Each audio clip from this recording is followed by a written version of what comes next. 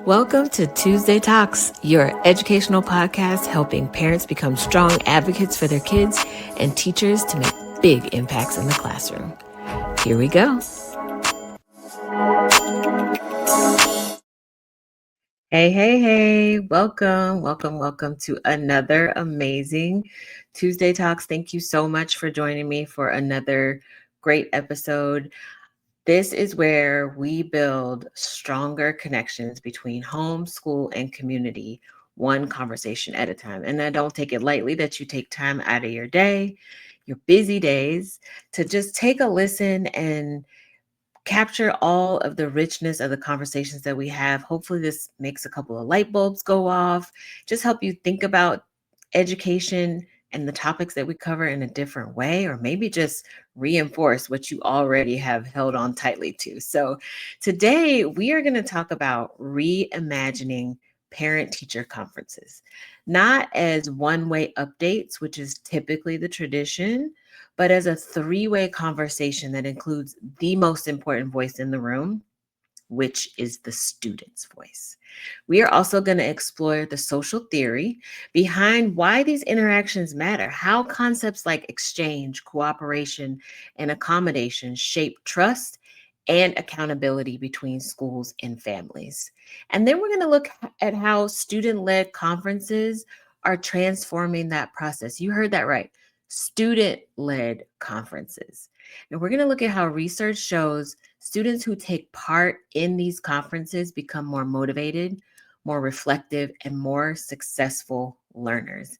And then last but not least, just like every episode, I am going to end with practical steps that schools and teachers can take to prepare students to lead or at least participate in their own conferences. Because when students learn to talk about their learning, they learn to start taking charge of their learning. So a few weeks ago, I sat in one of those little tiny elementary school chairs because it was conference day for my son. You know, those kind of chairs that remind you of just how small your child once was and maybe how small you were. But this time there was something different about the conference. Instead of me or his teacher leading the conversation, my son led the conversation. He walked us through his learning portfolio, pointed out his strengths, even explained why he doesn't ask questions when he's confused in math, which is one of his non-preferred subject areas. And it was very insightful. So take a listen. Start with what y'all want to talk about, and our job is just me asking questions. That's the main thing. So yeah, Uriah, Tiffany, what do y'all want to make sure we talk about? Oh, I have lots of questions. You know me. Yeah. I have lots of questions. Okay, so what has been a challenging area for you this school year? Mainly I excel. I don't like math, but I have to do it. So if I don't do it, then I won't go to middle school. So yeah. Yes. And what's the challenging part of it? Sometimes I don't understand the math fully, so I watch the video and get a piece of paper and write it out. Do you ever ask questions to anyone? Not often. Do you think that would be helpful? Yes. Why don't you ask questions? Yeah, why don't you ask questions? Because sometimes I feel like it's making me seem like I'm just asking for the question and not doing the work at all. Because sometimes people will do that. Who do you ask? So it was really shocking that he wasn't asking questions in math because he didn't want to seem like one of the kids that doesn't try to answer it on his own first and just asks the teacher or a peer in class for help. That kind of blew my mind. I knew that he wasn't asking questions. I have been prompting and guiding and prodding and pushing and all the things to get him to speak up and ask questions when he's confused. I thought he wasn't asking questions because he didn't want to seem like he was lost and didn't know what was going on. And I know that feeling all too well. That like sums up my entire elementary, middle school math journey. I didn't want to ask questions because I didn't want my teacher to know that I was lost. So I have told my son, like, please do not suffer in silence in math because everything just stacks on top of each other. So fifth grade, ask all the questions because all of those concepts, they're going to come back to haunt you later on if math is not one of your preferred subjects. So I thought he wasn't asking questions because he didn't want the teacher to know he was confused. But he wasn't asking questions because he thought the teacher was going to assume that he wasn't ever really trying to answer the question. He just wanted to get the answer so he could move on. And as I listened to this, it was just a 20-minute conference. You know, most teacher parent conferences are about 15, 20 minutes because you have so many students that you have to meet with. That's the typical time. And as I listened, I realized something powerful was happening. This wasn't just a conference about my kid, it was a conference led by my kid. It wasn't about grades, it wasn't about behavior charts, it was about growth. It was about ownership and pride. And myself, as both an educator and a mom, I couldn't help but think this is what the future of school family partnerships should look like. And that moment with my son reminded me every conference is kind of a social interaction. There's a give and a take. There's cooperation and compromise and even a little competition sometimes. And when we understand those dynamics, exchange, conflict, accommodation, we can design conferences that really strengthen relationships instead of straining them. And I know if you're a parent or you're a teacher, you have experienced that strain before in a parent teacher conference. Like, as the teacher, I know myself as a speech therapist in the schools, sometimes the classroom teacher would ask me to come sit in on a parent teacher conference, and right off the bat I could pick up vibes if this was like a teacher parent relationship that was really strong and mutual and respectful, like within the first 2 minutes, or I could tell that it was a very strained relationship.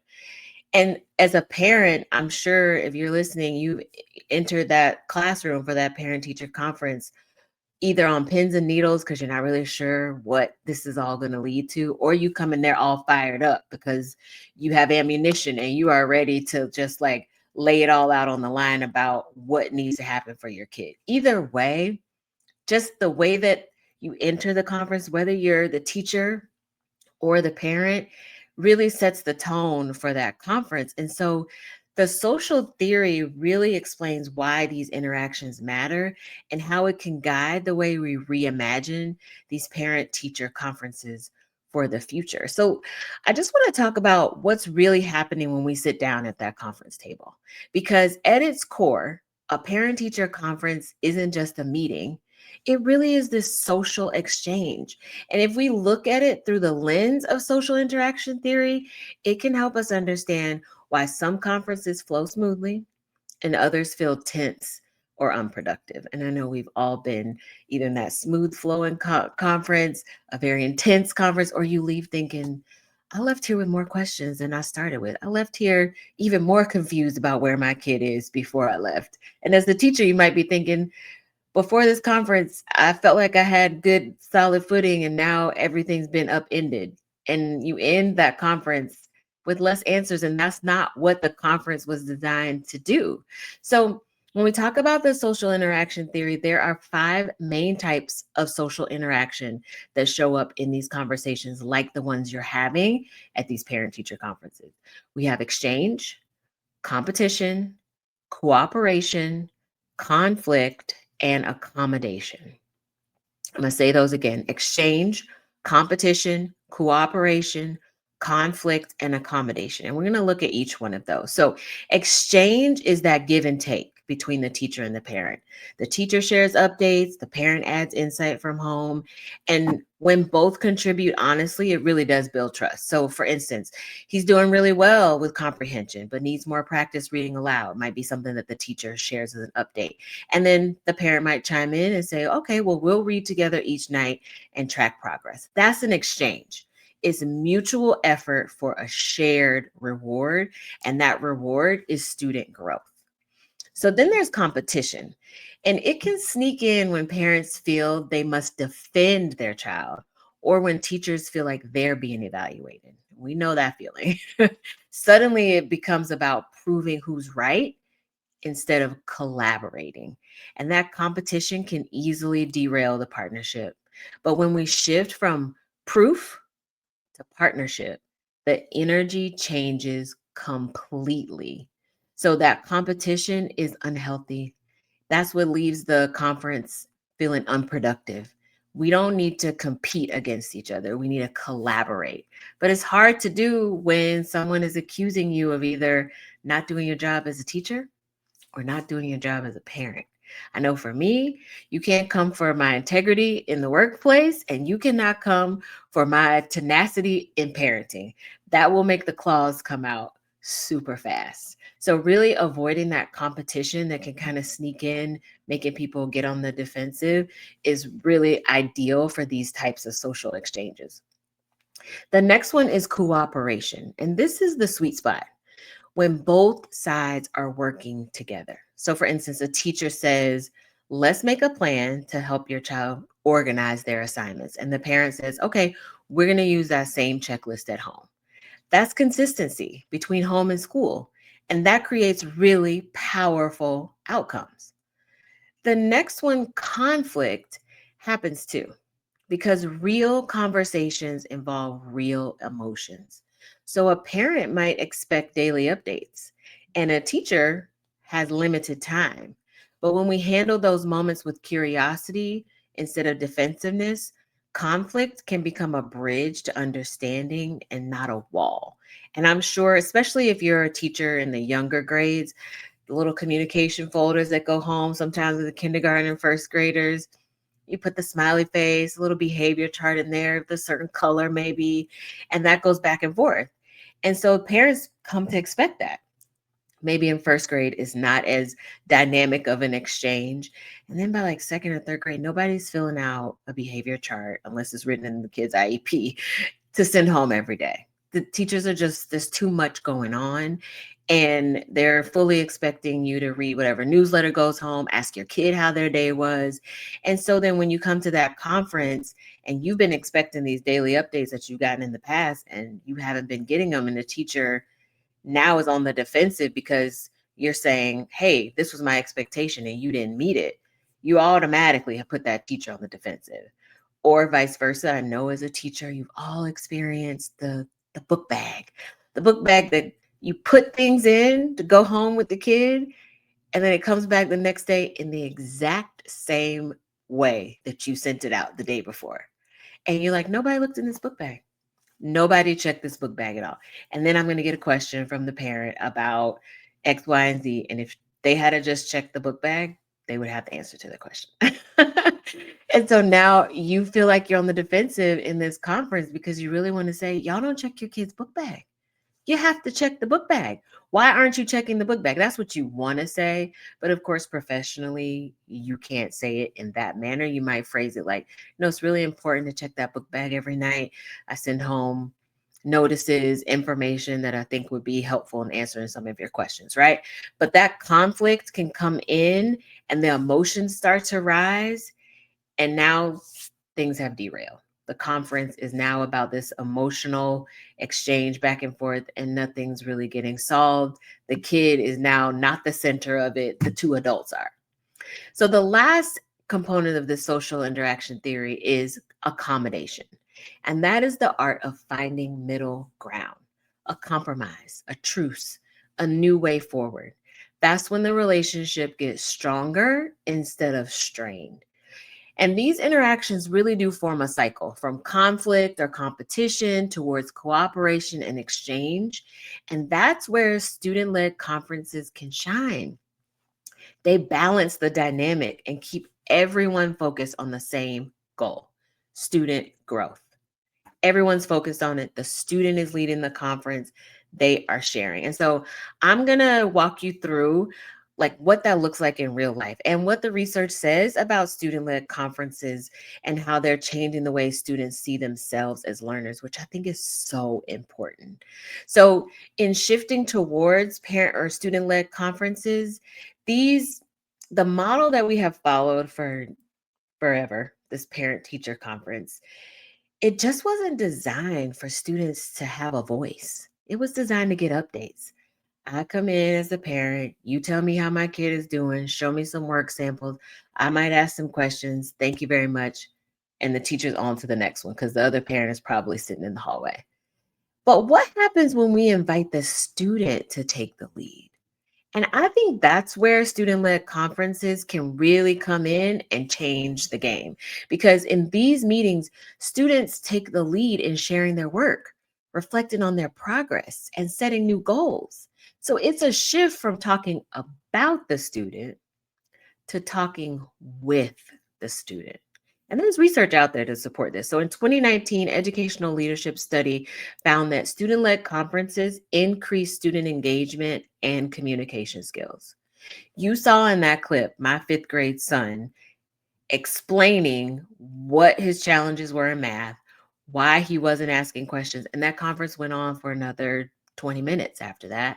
And we really dug deep and he set some new goals for himself. He, at one point, was just throwing out all these really lofty ideas about how he's going to keep up with his day to day tasks and things that he needs to accomplish. And I asked him, how are you going to remember all that? Now, in my mind, I'm thinking he's going to say, oh, that agenda that you got me, mom, I'm going to write it down in that.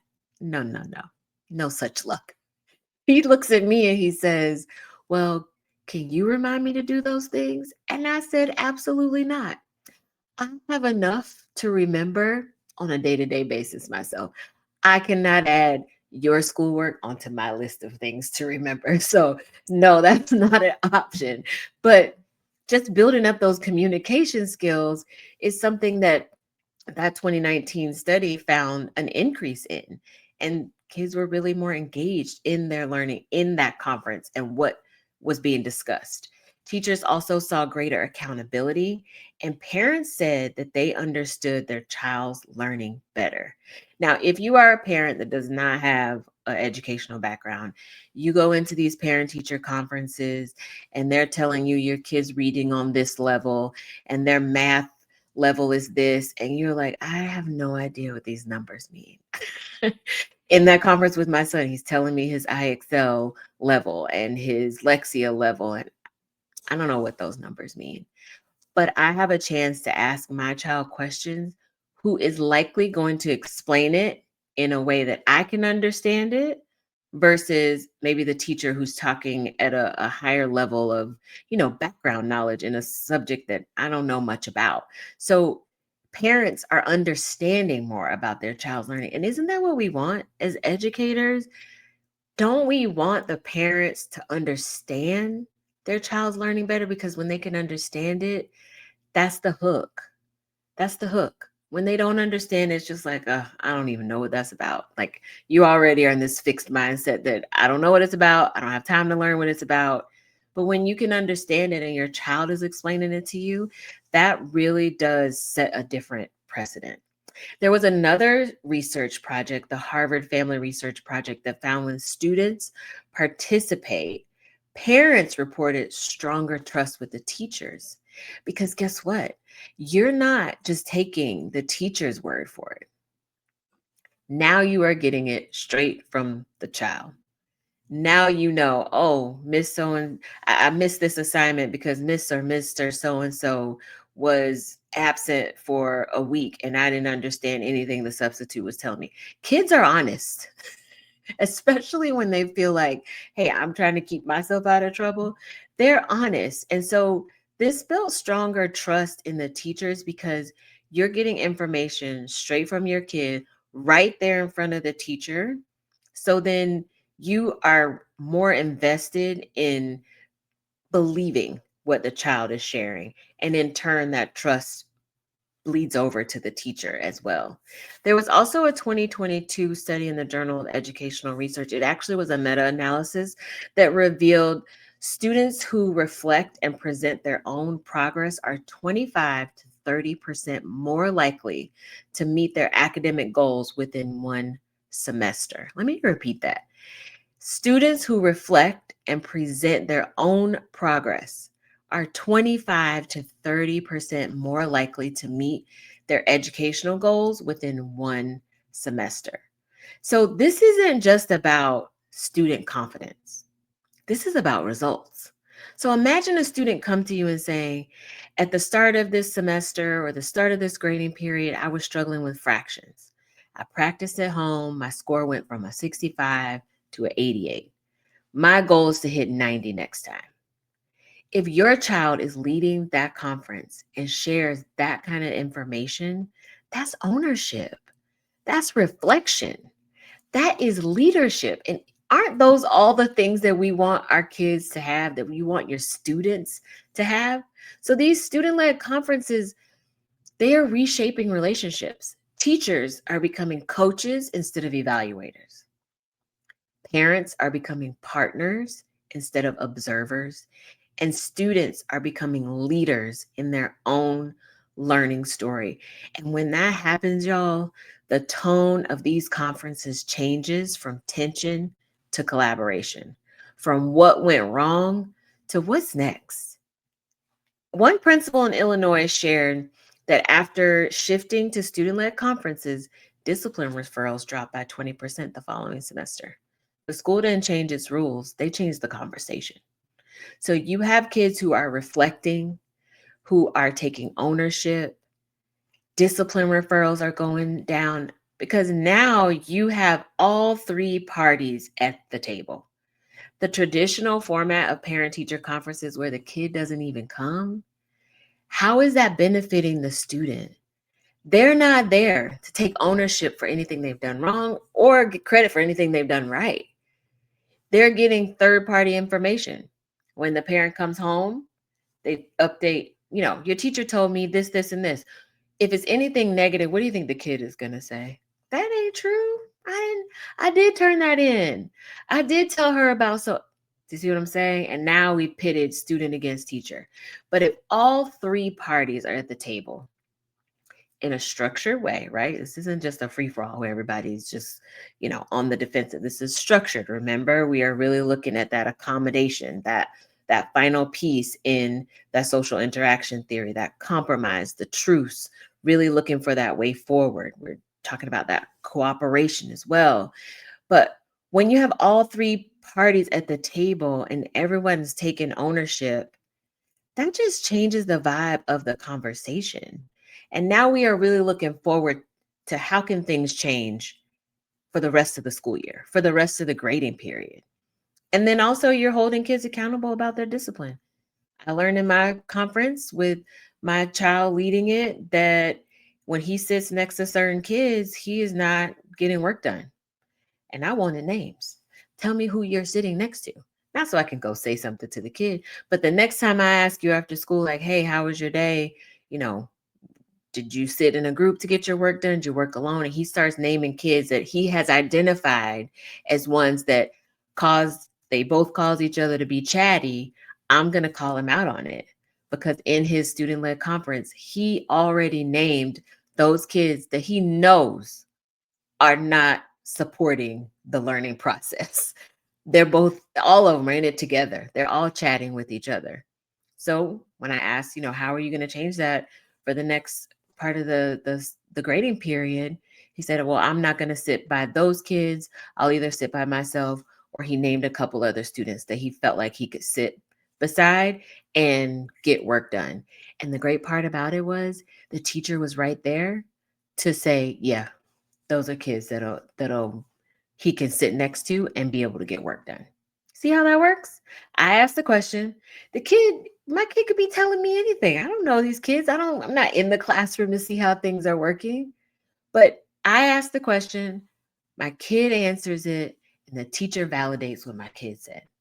That I'm going to call it triangulation for lack of better words, but that's that triangulation that needs to happen. And that is what these student led conferences can do, because these conferences help kids not only share their progress, but also take accountability and help them find their voice.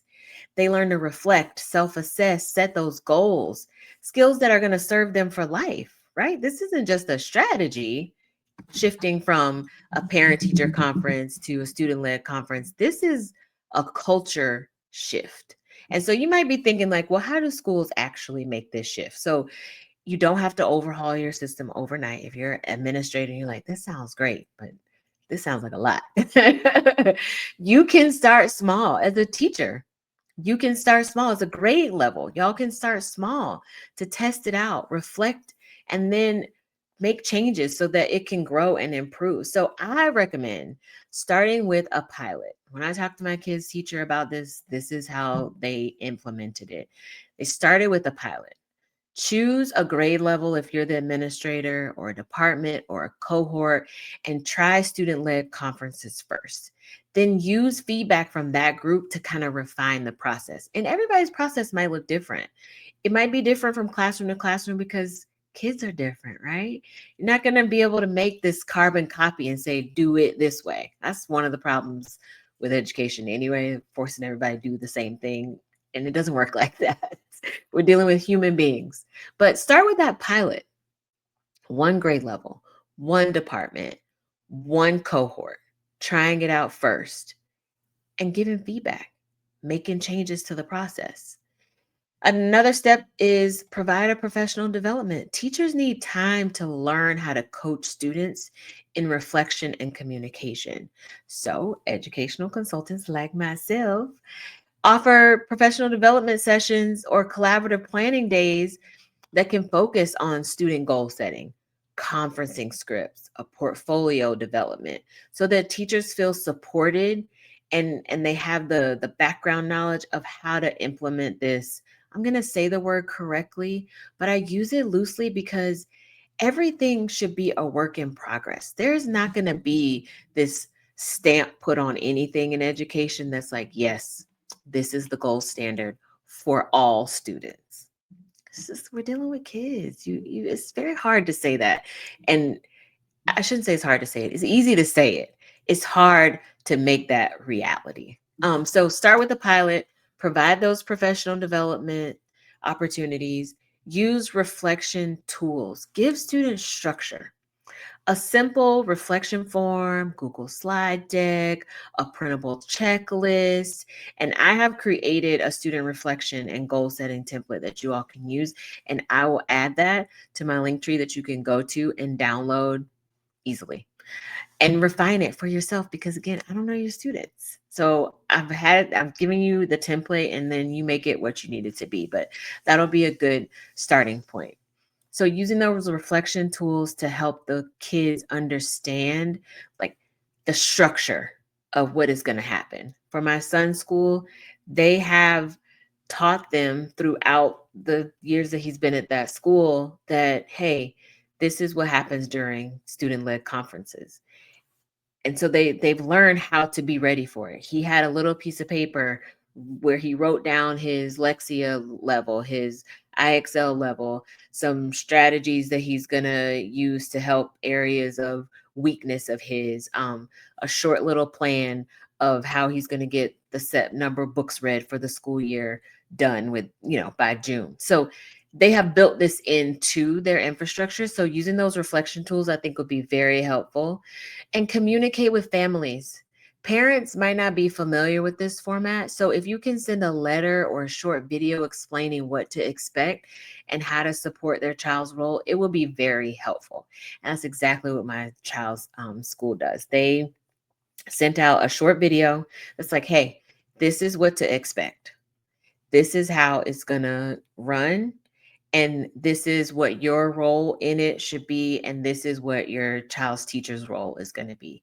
It was very much student centered. And if you heard at the beginning of that clip that I showed earlier, the teacher, he's saying, hey, we are here to listen. It's the teacher and the teacher's assistant as well. We're here to listen, and you're going to ask the questions, mom. Your son's going to answer the questions. And then at the end, we're going to give, they call it glows and grows, some strengths and weaknesses that they've seen. So they weren't just there as like decoration. They did give some information, but that was at the end. So communicating with families, what this looks like, what the expectation of the kid is, what the expectation of the parent is, will help things run really smooth as well. And then encourage participation, even if it's not fully student led. If your school isn't ready for this full transition, have the student join the last 10 minutes of the meeting or share one goal or one reflection. Those small steps really make a difference. So maybe you don't revamp the whole conference framework, but the student is still there. Maybe they're just not there for the whole conference. Maybe they come in for the beginning and leave out. Maybe they come for the end. I would probably recommend the beginning because we know how these conferences tend to run over. And if you're one of the ones later in the day, you're probably starting later because the conferences before you have run over time. So have them come in at the beginning, talk quickly about some areas that they feel really confident in, some areas that are challenging for them, and how they could, what do they think could best support them to help those areas that are challenging. See what they have to say. Maybe they have nothing to say. And that is telling as well. That is just as telling as the chatty kid who can rattle off all the different things that need to happen. Because then you have a place to start with maybe giving suggestions, maybe giving them some vocabulary to help explain what it is that they need help with and how they need help with it. So, really encouraging that participation, even if the conference isn't fully student led, is still a great way to make small steps to the direction of a fully student led conference. So, when kids and schools and parents and teachers really shift toward student voice, everybody wins. Students are taking ownership, parents see growth, teachers build partnerships, and that's cooperation. Back to the social interaction theory, that's cooperation, that's accommodation, and that's how we move the cycle forward. Because when students become active participants in their own learning, the conference becomes something more meaningful. It's not just about grades. Yes, we want to know that our kids are on the way to making straight A's if that's your goal for your kid, or not failing a class if that's the goal for your kid. But the conference has to be more than just grades. It should be more about growth. What growth have we seen? Are we stagnant? We kind of plateaued? We regressed? What does that growth look like?